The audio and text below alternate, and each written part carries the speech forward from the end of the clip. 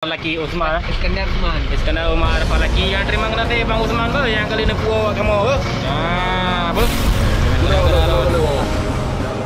Agar saudara-saudara getanyo di tengah kondisi pandemi COVID-19 atau Corona, agar ditempuo oleh pemerintah Aceh, dijemput oleh pemerintah Aceh, maka Malaysia ini juga sebagaimana ini anak dibagi biaya, kamu tanggung biaya untuk tanggung biro, tapi solusi lah benar, solusi dari urun-urun Buat mereka sangat-sangat sepi dengan keadaan seperti sekarang ini. Saya akan coba upayakan dengan pemerintah atau diskusi pemerintah untuk mencari solusi supaya mereka dapat dipulangkan ke Aceh. akan sangat berisiko, maka upaya yang harus dilakukan oleh pemerintah Aceh segera melakukan. Kalau tanpa ada kemudian dari pemerintah Aceh, saya khawatir ini akan berdampak buruk bagi masyarakat kita yang berada di Indonesia.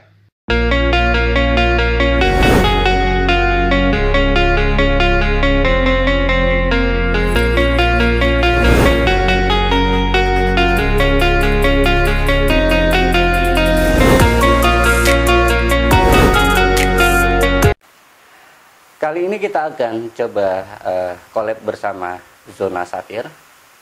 Kita akan berbincang-bincang dengan perkembangan masyarakat Aceh yang ada di perantauan di Malaysia. Nah, bagaimana perkembangan mereka? Kita saat ini sudah terhubung dengan mereka, dan kondisi mereka saat ini dalam keadaan sangat mengkhawatirkan. Mereka tidak dapat bekerja dan mereka juga tidak dapat melakukan aktivitas apa-apa karena semuanya sudah dalam istilah bahasa sekarang adalah lockdown. Di Malaysia diperpanjang lagi 1 bulan ke depan. Nah, bagaimana perkembangannya? Kita akan bincang-bincang bersama dengan kru dari Zona Satir. Assalamualaikum warahmatullahi wabarakatuh. Alhamdulillah. Hari ini kita seperti biasa, tim Zona Satir sudah mengunjungi salah seorang tokoh yang luar biasa yang ada di Kecamatan Jeluk.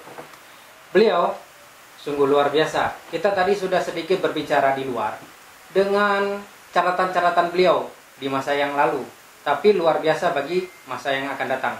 Karena beliau adalah salah seorang aktivis 98 yang ada di Aceh Timur, salah satu aktivis 98 yang ada di Aceh Timur. Beliau saat ini bergerak di aktivis sosial, sangat intens dalam bekerja untuk masyarakat yang banyak. Jadi sebagai aktivis sosial pasti kita harus mengetahui bahwa latar belakang beliau. Hari ini saya ingin menjelaskan latar belakang beliau yang sungguh sangat banyak.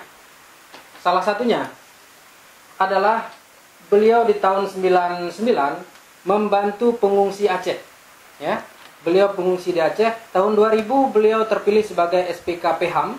Beliau menjabat sebagai ketua umumnya. Tapi apa itu SPK PHAM nanti kita berbicara dengan beliau. Oke.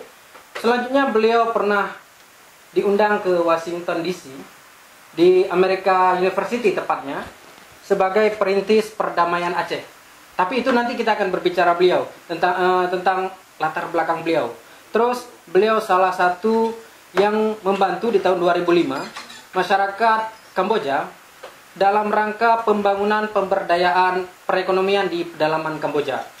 Dan terakhir, di tahun 2005 beliau juga bergabung dengan America Friends Service Komite untuk merecovery tsunami di Aceh. Oke, langsung saja dengan beliau. Siapa beliau? Beliau adalah Jufri Jainuddin. Nanti kita akan berbicara dengan beliau. Assalamualaikum warahmatullahi wabarakatuh. Waalaikumsalam warahmatullahi wabarakatuh. Mohon maaf, tadi kayaknya kepanjangan saya berbicara di depan, karena langsung banyak sekali pengalaman yang sudah Pak, Bang, atau siapa ini saya panggil? Bang aja. Bang Jeffrey, sangat luar biasa. Beliau banyak sekali pengalaman. Jadi hari ini kita mencoba berbicara dengan beliau tentang pengalaman beliau, terus bagaimana kondisi saat ini. Yaitu tentang masyarakat Aceh sekarang di perantauan, jelasnya di Malaysia. Ya, ya. Nanti kita bisa mencoba menghubungi salah satu ya. Mungkin bisa, Mungkin kalau bisa, nanti ya. tersambung, nanti akan Ya, kita bantu coba sama- nanti mungkin tersambung dengan apa yang terjadi di sana dan bagaimana pemerintah Aceh mencoba membantu masyarakat yang ada di sana, karena mereka adalah bukan salah satu malah, mereka adalah masyarakat kita. Jadi jangan saya banyak berbicara, langsung dengan Bang Jeffrey karena beliau sudah sangat paham dengan bagaimana cerita di sana. Bang, Ya. yang sebelum saya tanya ke titik permasalahan kita adalah apa kabarnya, Bang? Sehat, alhamdulillah. Komunikasi dengan warga kita di sana bagaimana, Bang? Kita tadi malam sudah terhubung dengan mereka. Kita coba komunikasi dengan mereka, dan situasi kesehatan mereka alhamdulillah baik-baik. Cuman kondisi mereka tidak bisa bekerja sekarang, dan kemudian juga mereka juga nggak bisa melakukan aktivitas kesehariannya. Dalam artian mereka berangkat dari Aceh ke Malaysia. Iya. Mereka tujuannya adalah bekerja, namun sekarang mereka semua aktivitas itu tidak bisa bekerja karena semua harus istirahat di rumah masing-masing. Karena kondisi pandemi ini sangat berpengaruh ya. Iya. Di sana ditambah lagi lockdownnya, Bang. Informasi kemarin yang kita terima dari mereka bahwa ditambah 1 bulan lagi. 1 bulan lagi, Iya, sehingga mereka 1 bulan kemarin sudah tidak bekerja, tidak dapat gaji. Iya. Bulan ini juga ditambah lagi. ditunda sekali lagi ini. Iya. Masalah yang saat ini kita hadapi dari Aceh ke Malaysia ini apa, Bang? Ini yang paling kita Iya, permasalahan yang sangat krusial di sana adalah mereka tidak bisa bekerja, dan mereka sekarang juga mereka sudah meminta untuk dikirim bantuan dari Aceh, khususnya dari keluarga mereka. Tapi Yang seharusnya mereka menafkahi dan sekarang harus dinafkahi. Itu persoalan yang sangat krusial.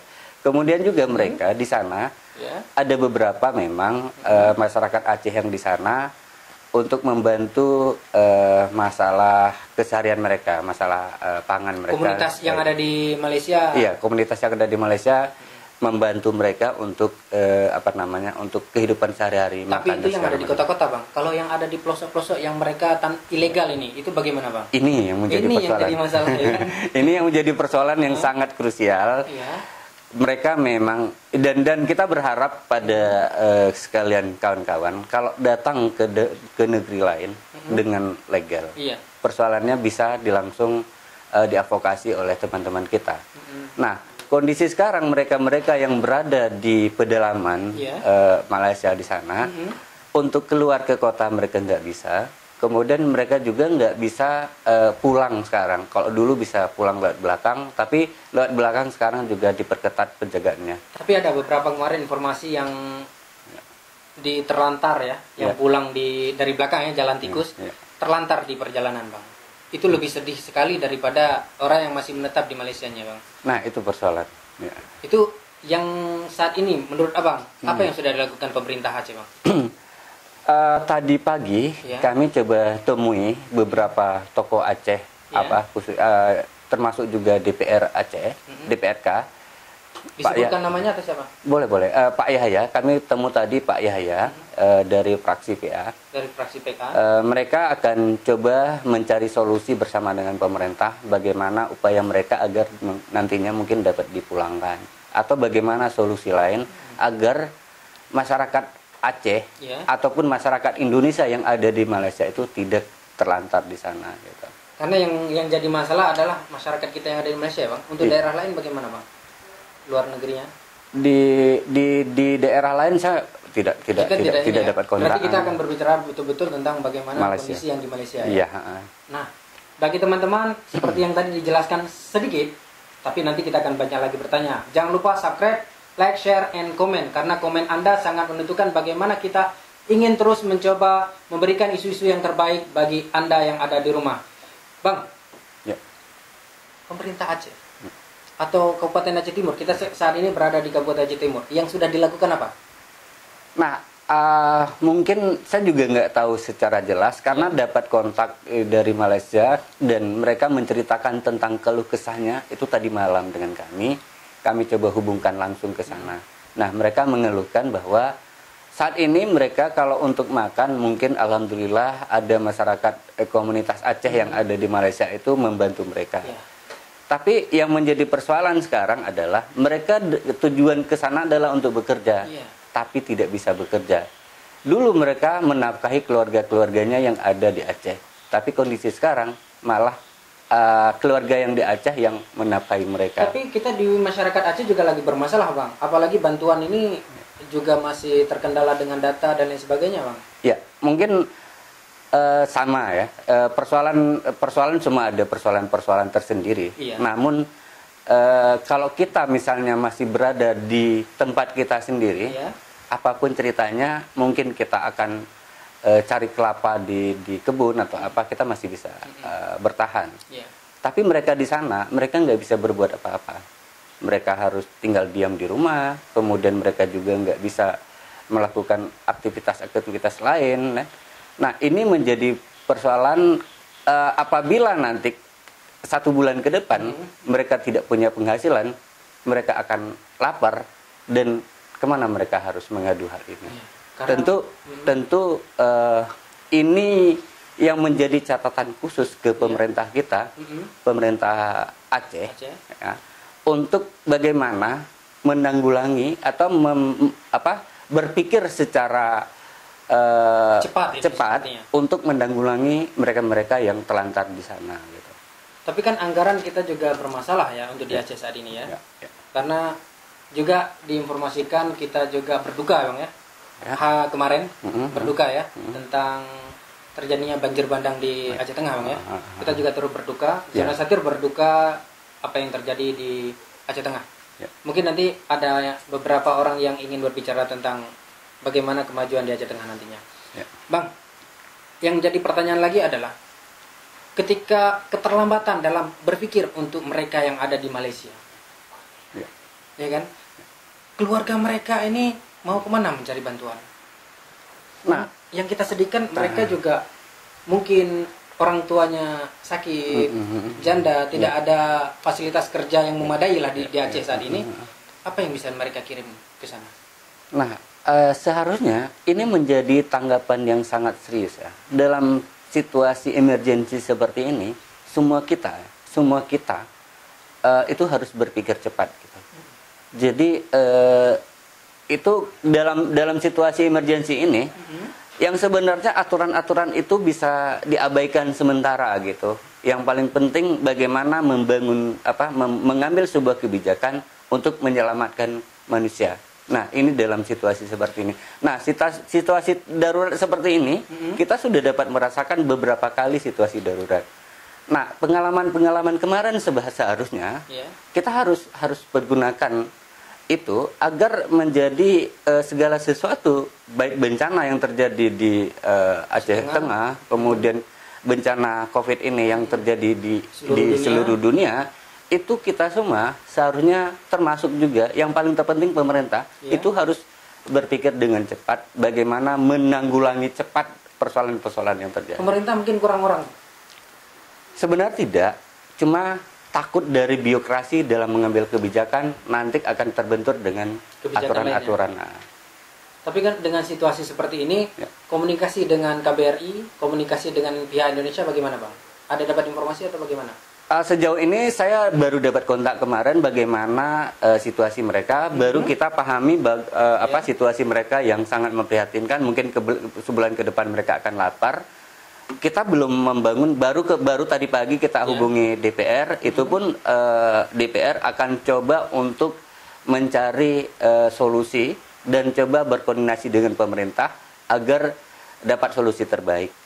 Nah, untuk yang paling ini penting sebenarnya. Mereka meminta agar dihubungkan dengan kerajaan sana, agar situasi ini mereka bisa pulang. Karena kalaupun mereka punya uang sekarang, namun mereka nggak bisa pulang, itu menjadi persoalan. Bagi yang melewati jalan tikus ini, Bang, karena kan ada beberapa yang udah masuk. Nah, pemerintah kita untuk menghadapi mereka-mereka yang pulang dari jalur tikus ini bagaimana, Bang? Itu lebih rawan lagi karena situasi semua diperketat penjagaannya. Karena untuk memutuskan rantai pandemi ini itu memang mereka lakukan untuk memperketat penjagaan di perbatasan. Iya. Nah, kalaupun mereka tidak berkoordinasi, misalnya pemerintah kita ya, pemerintah Indonesia itu tidak berkoordinasi dengan kerajaan Malaysia untuk memulangkan penduduk di sana, masyarakat kita di sana, ini menjadi persoalan di saat mereka pulang dari jalur tikus. Mereka nanti yang pertama akan berhadapan dengan pemerintah Malaysia yang ada di perbatasan. Nanti juga akan dihadapkan kembali juga dengan aparatur yang ada di daerah kita. Nah, ini menjadi catatan khusus agar pemerintah dengan cepat menghubungi kerajaan Malaysia untuk memulangkan mereka. Siapa ini? Pemerintah Aceh? Pemerintah Aceh atau pemerintah Indonesia? Yang kita bicarakan sekarang, masyarakat Indonesia banyak di Malaysia dan terlantar gitu. Berarti kasihan. Ya. Kita kasihan ya kan. Tapi kita juga harus mengetahui kondisi mereka di sana sehingga juga pemerintah harus cepat gerak dalam menanggulangi. Tapi sebentar. Jadi apa yang masalahnya Bang lagi nih? Tapi sebentar, satu lagi. Bagi mereka sebenarnya bukan pada persoalan nggak bisa pulang, nggak ada ongkos pulang. Ya. Dari tadi malam kita coba kontak mereka tidak bisa melewati aturan yang sudah ada di sana untuk misalnya ke penerbangan ataupun laut ataupun ini nggak bisa. Nah ini ditutup. Jadi mereka nggak bisa pulang dikarenakan persoalan itu. Banyak mereka yang kemarin-kemarin ada sedikit mengumpulkan uang rencana untuk pulang lebaran ini, tapi karena situasi seperti ini mereka nggak bisa pulang. Cuma di Indonesia aja yang dibuka lagi penerbangan Bang ya? Itu mungkin. Jadi Indonesia dengan pandemi tapi penerbangan dibuka kembali Bang. Luar biasa padatnya pembukaan yang ini memang luar biasa. Antara menteri juga koordinasinya kurang. Berarti bukan hanya di kabupaten Bang. Berarti di pusat aja luar biasa. Ketidakharmonisan dalam melakukan pekerjaan, baik itu yang ada di menteri, dinas perhubungan dan lain sebagainya ini. Dan kemarin kejadian ini Bang, McD yang ditutup di Sarinah itu juga luar biasa ya kan? Kejadian di Jakarta ya. Sehingga apa pemerintah kita nggak memikirkan yang di Malaysia itu Bang? Karena di sana benar-benar tutup, malah memikirkan hal-hal yang nggak penting ada di sini Bang. Sebenarnya situasi yang panik seperti ini dan kita berharap penuh pada pemerintah untuk tidak panik ya. Berarti bukan masyarakat yang panik nih sekarang Bang? Situasinya dalam mengambil kebijakan mereka panik pada aturan, itu yang sebenarnya. Masa-masa emergensi, Indonesia udah berapa kali mengalami masa-masa emergensi. Seharusnya di masa-masa emergensinya seperti ini, kebijakan ataupun nalar berpikir cepat untuk bagaimana menyelamatkan manusia itu yang harus dipikirkan. Tapi yang dipikirkan adalah bagaimana mendapat keuntungan dari satu proyek Bang. Itu bagaimana? Abang sebagai aktivis sosial dan sudah banyak berkecimpung di dunia seperti saya baca tadi Bang. Ya, kalau masalah itu mungkin tema berbeda ya. Kalau masalah dalam memang segala sesuatu kalau tidak punya nurani dalam mencegah sesuatu di saat emergensi ini berpeluang besar untuk adanya mengambil pundi-pundi di situ gitu. Nah, ketegasan kemarin dari Presiden itu cukup bagus bahwa siapapun yang melakukan penyelewengan di dalam situasi seperti ini akan ditindak tegas dan akan ditindak keras gitu. Gitu ya. Nah, itu lebih. Tapi lagi-lagi itu yang dilakukan hanya untuk yang di daerah. Ya. Kalau di pusat lagi-lagi seperti yang masyarakat juga mengerti Bang. Ya. Lagi-lagi buat kegaduhan. Bahasanya blunder lah. Yang terjadi di sana Bang. Abang sebagai aktivis dan juga sebagai masyarakat di Aceh, apa yang Abang inginkan pemerintah untuk bisa betul-betul melakukannya Bang? Harapan besar saya ya dari dulu mungkin dalam situasi yang paling seperti ini, karena seperti yang saya jelaskan tadi, masa-masa emergensi itu sebenarnya masa-masa yang sudah berapa kali kita mengalami hal-hal yang emergensi. Seperti apa aja Bang? Mungkin masyarakat juga ingin tahu Bang. Mungkin kita pernah mengalami tahun 98, emergensi 98, kemudian kita bisa mengalami situasi tsunami di Aceh kemarin, kemudian di saat konflik kemarin dulu. Jadi masa-masa emergensi seperti itu ketegasan, kemudian kebijakan dalam mengambil sikap itu, sikap cepat ya, dalam penanggulangan menyelamatkan. Yang paling terpenting gini, bagaimana mampu menyelamatkan manusia dari situasi emergensi seperti itu. Nah, harapan kita ke depan, mungkin secepatnya mungkin aturan akan dipercepat dan pemerintah juga berpikir bijak secepat mungkin untuk menyelamatkan manusia dari kondisi itu. Berarti tugas DPR banyak ini, Bang? Ya. Untuk mengubah peraturan ini, regulasi yang ada. Ya. Tapi kan tidak semudah itu mengubah regulasi, Bang. Iya.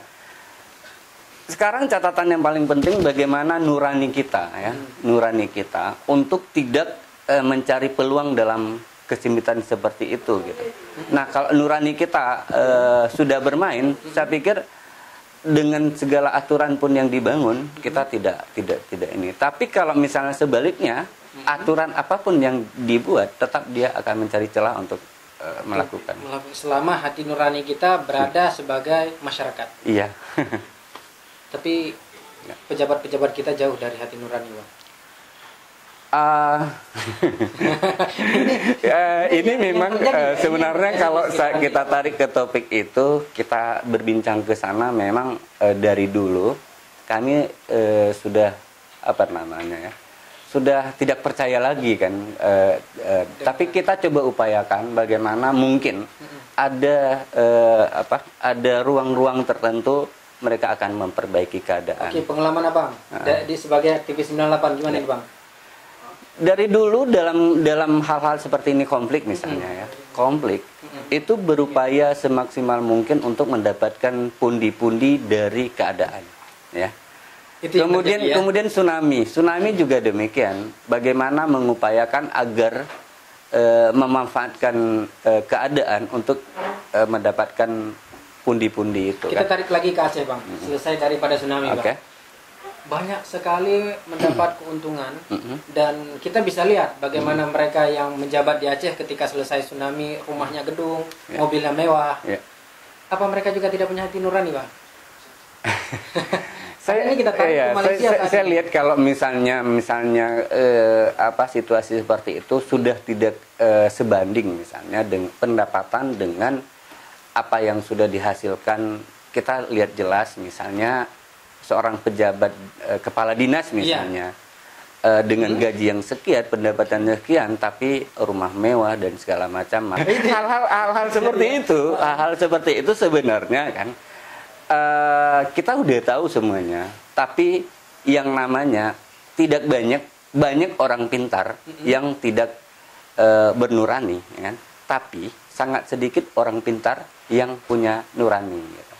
Jadi tidak semestinya misalnya gini, orang pintar belum tentu baik, orang baik juga belum tentu pintar. Namun lebih baik orang tidak pintar namun baik. Jadi itu yang terjadi masalah kita ya. Jadi bagi masyarakat yang ada di rumah harus kembali cek bagaimana uang yang dibangun gedung tersebut. Mungkin ya. Kita berbicara santai aja, Bang. Saya bukan ini. Bukan menuduh, tetapi kita sudah dapat sama-sama mengontrol ya, sama-sama mengetahui bahwa dan masyarakat juga ketidakpercayaan masyarakat di saat banding terbalik, pendapatan dengan apa yang sudah didapat, kemewahan-kemewahan yang sudah didapat tidak seimbang. Nah, itu menjadi catatan dari masyarakat sehingga kepercayaan itu jadi hilang dari masyarakat. Sebagai penutup, Bang. Oke. Yang ingin Abang sampaikan kepada masyarakat yang keluarganya ada di Malaysia, Bang. Apa ya? Karena semalam Abang juga menghubungi komunikasi mereka ya. Apa yang ingin Abang sampaikan? Ya, mungkin saya akan sampaikan pesan masyarakat Aceh yang ada di perantauan khususnya di Malaysia.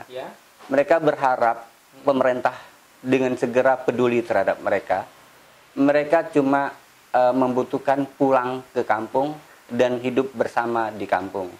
Mereka tidak mungkin hidup berlama-lama di sana karena pekerjaan pun tidak bisa mereka lakukan apa-apa di sana. Harapan terbesarnya adalah perhatian penuh pemerintah untuk memikirkan mereka untuk pulang kampung. Tapi juga berbahaya ya. berbahaya, tapi harus cepat. Harus dicoba cari solusi ya bagi Iya, pemerintah iya, ya. bagi pemerintah. Jangan hanya ya itulah.